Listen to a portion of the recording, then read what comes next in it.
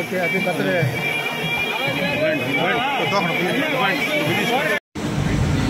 ఏ విధంగా ముందుకు తీసుకు ఎందుకంటే ఆంటర్‌ప్రెన్యూర్స్ వీళ్ళు బాగుంటేనే ఎంప్లాయ్మెంట్ క్రియేట్ అవుతుంది, స్టేట్కి రెవెన్యూ వస్తుంది. ఇప్పుడున్న పరిస్థితుల్లో లో కాస్ట్ ప్రొడక్షన్ ఉన్నటువంటి బంగ్లాదేశ్ కానీ వేరే కంట్రీస్ కానీ ఇంపోర్ట్స్ రావడం వల్ల, అదేవిధంగా పత్తి రైతులకి ఈల్డ్ ఎక్కువ లేకపోవడం, తక్కువ ఈల్డ్ రావడం వల్ల వాళ్ళకి గిట్టుబాటు ధర కాకపోవడం, వాళ్ళని సపోర్ట్ చేయడం కోసం మినిమం సపోర్ట్ ప్రైస్ గవర్నమెంట్ వాళ్ళని ఆదుకోవడం ఒక విధంగా పెట్టడం వల్ల వీళ్ళకి అది వైబిలిటీ కాకపోవడం వల్ల మిస్ మ్యాచ్ జరుగుతూ ఉంది. ఈ రోజున దీనికి మూల కారణాలు సీడ్స్ క్వాలిటీ పెంచి రైతులకు ఈల్డ్ పెంచితే వాళ్ళకి ఆదాయం పెరుగుతుంది, వీళ్ళకి ఇన్పుట్ కాస్ట్ తగ్గే విధంగా ప్లాన్ చేస్తే వీళ్ళు సర్వైవ్ అవుతారు. ఇవన్నీ కాకుండా ఇక్కడ ఉన్నటువంటి కాటన్ని ginning, spinning, weaving, fabric work ఇక్కడ ఉంది. దీని తర్వాత అడ్వాన్స్డ్ ప్రాసెసింగ్ చేసి ప్రోడక్ట్ చేసే విధంగా చేయాలి. దాదాపు 400 కోట్ల రూపాయల దాకా అవుతుందంటున్నారు. వీళ్ళు ఇక్కడ ఉన్నటువంటి వ్యాపారవేత్తలు అంత డబ్బులు పెట్టుకోలేనటువంటి పరిస్థితి. సెంట్రల్ గవర్నమెంట్ నుంచి ఏదైనా 50% అన్న సబ్సిడీ వస్తే వాళ్ళు పెట్టుకుంటే ఎండ్ టు ఎండ్ సొల్యూషన్ వస్తుంది, ఎంటైర్ ఇండస్ట్రీ బాగుపడుతుంది అనేది వాళ్ళది. అవి కాకుండా వీళ్ళకి కొంచెం పవర్ అవి కొన్ని లోకల్ స్టేట్ గవర్నమెంట్కి సంబంధించిన ఇష్యూస్ ఉన్నాయి. ఇవన్నీ నేను ఎంపీ గారు అర్థం చేసుకున్నాను. అసలు వీళ్ళ ప్రాబ్లమ్స్ ఏంటనేది 100% అవుతుందని నేను చెప్పను, కానీ ఇద్దరం అయితే వెళ్ళి టెక్స్టైల్ మినిస్ట్రీ గారు కూర్చొని వర్క్ చేసి సాధ్యమైనంతవరకు ఏదో విధంగా కొంతన్నా వాళ్ళకి మేలు జరిగే విధంగా చేయడానికి ప్రయత్నిస్తాం. ప్రపంచంలోనే అత్యధికంగా ఉపాధి కల్పిస్తూ ఉన్నారు ఇండస్ట్రీ ఏదైతే ఉందంటే అది టెక్స్టైల్ ఇండస్ట్రీ. తర్వాత మన జిల్లాలో కూడా కేవలం 5 సంవత్సరాలు 10 సంవత్సరాలు కొన్ని దశాబ్దాలుగా జిన్నింగ్, స్పిన్నింగ్లో మనం చాలా ముందుకు వెళ్ళినాం. అత్యధిక స్పిన్నింగ్ మిల్స్, జిన్నింగ్ మిల్స్ దేశంలో ఎక్కడైనా ఉన్నాయంటే గుంటూరులో ఎక్కువ ఉన్నాయని చెప్పే పరిస్థితి కూడా వచ్చాం. అయితే దాని నుంచి నెక్స్ట్ స్టెప్కి వెళ్ళడానికి గవర్నమెంట్కి కానీ ఫినిష్డ్ గుడ్స్ కానీ వెళ్ళేదానికి అక్కడ దాకా మనం చేరుకోలేకపోయాం. ఇక్కడ స్పిన్నింగ్ దగ్గర ఆగిపోవాల్సి వచ్చింది. దానికి చేరుకోవాలనే ఉద్దేశంతో ఈ టెక్స్టైల్ పార్క్ అన్నీ కూడా ఏర్పాటు చేయడం జరిగింది. దాదాపు 7-8 సంవత్సరాల క్రితమే కొందరు వచ్చారు ముందుకి, కొందరు వచ్చి స్థాపించారు.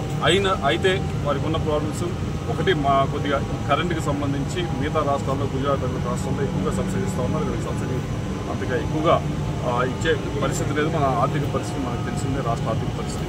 రెండవది అత్యధికంగా ముందుకు వస్తూ ఉన్నారు. వాళ్ళు చెప్పిన సమస్య ఏంటంటే మాకు క్యాపిటల్ సబ్సిడీ కింద సెంట్రల్ గవర్నమెంట్ నుంచి కొద్దిగా గవర్నమెంట్కి నెక్స్ట్ ఇండస్ట్రీ పెట్టుకోవడానికి మాకు ఇవ్వండి, సపోర్ట్ ఇవ్వండి, ఇస్తే మేము తప్పకుండా చేస్తాము, మరింత మంది ఉపాధి కల్పిస్తామని చెప్తా ఉన్నారు.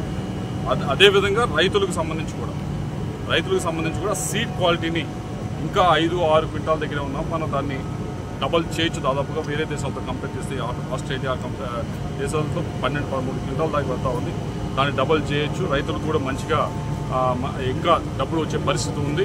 మాకు కూడా అవుతుంది అనేది చెప్తా ఉన్నారు. వీటన్నిటిని కూడా తప్పకుండా తీసుకుని వెళ్ళి ఈ ఇండస్ట్రీని మరింతగా ముందుకు తీసుకువెళ్ళడానికి, మరింతగా ఇక్కడ అభివృద్ధి చెందడానికి ఏ విధమైన అవసరాలు ఉన్నాయనేది తప్పకుండా తీసుకెళ్తాం. ఈరోజు మీ అందరూ చూస్తూ ఉన్నారు, ఫ్రీ ట్రేడ్ అగ్రిమెంట్స్ చేస్తూ ఉన్నారు దేశం మిగతా దేశాలతో. అంటే ఫ్రీ ట్రేడ్ అగ్రిమెంట్ అంటే ఇక్కడ నుంచి ఏదైనా మనం ఆ దేశానికి ఎక్స్పోర్ట్ చేయొచ్చు. ఆస్ట్రేలియాతో అయింది, కొన్ని యూరోపియన్ కంట్రీస్తో అయింది. ఇవి వచ్చిన తర్వాత మనం అప్పుడు బంగ్లాదేశ్తో పోటీ పడటాను కానీ, వియత్నాంతో పోటీ పడటాను కానీ, ఇప్పుడు కొద్దిగా మనకి లెవెల్ ప్లేయింగ్ ఫీల్డ్ అనేది వచ్చింది. అయితే అది వచ్చిందంటే సరిపోదు, వీళ్ళకి కూడా సపోర్ట్ ఇవ్వాలి. దానికి ఏ విధమైన సపోర్ట్ ఇవ్వాలనేది నేను, మంత్రి గారు చంద్రశేఖర్ గారు ఇద్దరు, అలాగే కులాల గారి సూచనలు తీసుకొని నేను తప్పకుండా దీన్ని ముందుకు తీసుకెళ్ళడానికి అన్ని ప్రయత్నాలు చేస్తాను. విజిట్ చేయడం కోసం ఈరోజు తొలిసారిగా చిలకలూరుపేట నియోజకవర్గానికి విచ్చేసినటువంటి కేంద్ర మంత్రి మా ప్రతిసారి గారికి, మా ఎంపీ గారు కృష్ణదేవరాయలు గారికి, టెక్స్టైల్ పార్క్లో ఉన్నటువంటి ఎవరైతే స్టేక్ హోల్డర్స్ ఉన్నారో వారి బాధలు చెప్పుకోవడానికి వారిని ఇన్వైట్ చేయడం జరిగింది. ఎందుకంటే ఈరోజు కేంద్ర ప్రభుత్వం రైతులను ఆదుకోవడానికి మినిమం సపోర్ట్ ప్రైస్ పెంచి రైతులను కొంతమేరకు ఆదుకుంటున్నారు. అది కూడా పూర్తి స్థాయిలో కాదు, కొంతమేరకు ఆదుకున్న పత్తి రైతులు ఇంకా తీవ్ర నష్టాల్లో ఉన్నారు. ఎందుకంటే దిగుబడి తగ్గిపోతూ ఉంది. పింక్ పౌల్ వలన కానీ, ఇతర తెగుళ్ల వలన కానీ పత్తి రైతులు, పత్తి పండించేటువంటి రైతులు ఎవరు సంతోషంగా లేరు. 7,500 రూపాయలు కేంద్ర ప్రభుత్వం మద్దతు ప్రకటించినప్పటికీ ఏ ఒక్క రైతు కూడా ఈ దిగుబడి తగ్గిపోవడం వలన రైతులు ఎవరు సంతోషంగా లేరు.